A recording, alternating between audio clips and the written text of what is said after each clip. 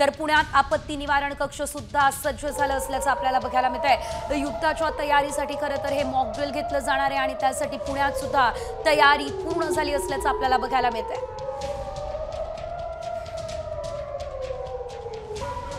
कशी तयारी पुण्यात सुरू आहे आपण बघूयात। आमचे प्रतिनिधी सचिन जाधव थेट जोडले गेलेले आहेत। सचिन, आपण पाहतोय 1971 मध्ये सुद्धा जेव्हा युद्ध झालं होतं तेव्हा असं मॉक ड्रिल झालं होतं आणि त्यानंतर आता पुन्हा एकदा पुण्यात कशी तयारी होतीये, सविस्तर अपडेट।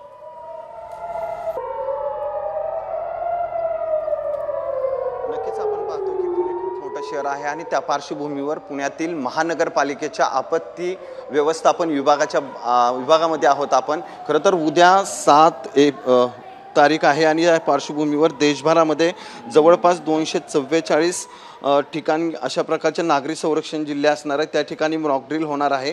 त्या पार्श्वभूमीवर पुण्यातील ही आपत्ती व्यवस्थापन महानगरपालिकेची रूम आहे, कंट्रोल रूम, त्या ठिकाणी CCTVच्या माध्यमातून खरं तर नजर ठेवण्यात येणार आहे। या ठिकाणाहूनही काही त्यांना सूचना ज्या आहेत त्या काल प्रशासनाच्या आलेल्या आहेत। एकूणच आपण पाहतोय की मॉक ड्रिलचा मुख्य उपक्रम खरं तर हल्ल्याच्या बाबतीत सामान्य जनतेला सतर्कता मिळावी म्हणून संवेदनशील भागात संस्थांमध्ये खरं तर सायरनची चाचणी केली जाईल। त्यानंतर लोकांना ड्रॉप अँड कव्हर, जवळील निवारा शोधणे, प्रथमोपचार, मानसिक व्यवस्थापन याबद्दल शिकवण्यासाठी खरं तर शाळा, कार्यालय आणि सामुदायिक केंद्रामध्ये कार्यशाळा आयोजित केल्या जातील। याशिवाय रात्रीच्या वेळी जर हवाई हल्ला झाल्यास शहर शत्रूच्या नजरेपासून लपवता यावे म्हणून वीज अचानकपणे बंद केली जाऊ शकते।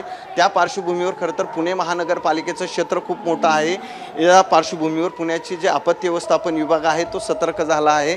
त्यांना या ठिकाणी विविध सूचना ज्या आहेत त्या काल वरिष्ठांकडून आलेल्या आहेत। त्या पार्श्वभूमीवर आत्ता या ठिकाणचे CCTV असतील किंवा इतर सर्व जे पोलीस आणि पुणे महानगरपालिकेच्या आपत्ती व्यवस्थापन विभाग जे आहेत त्यांना एकत्रितरित्या जोडलेले आहेत। एकूणच आपण पाहिलं तर उद्या 7 एप्रिल आहे आणि त्या पार्श्वभूमीवर मॉक ड्रिल होत असताना पुण्यातील अनेक ठिकाणी अशा प्रकारची तयारी जी आहे ती आपल्याला करत असताना पाहायला मिळते।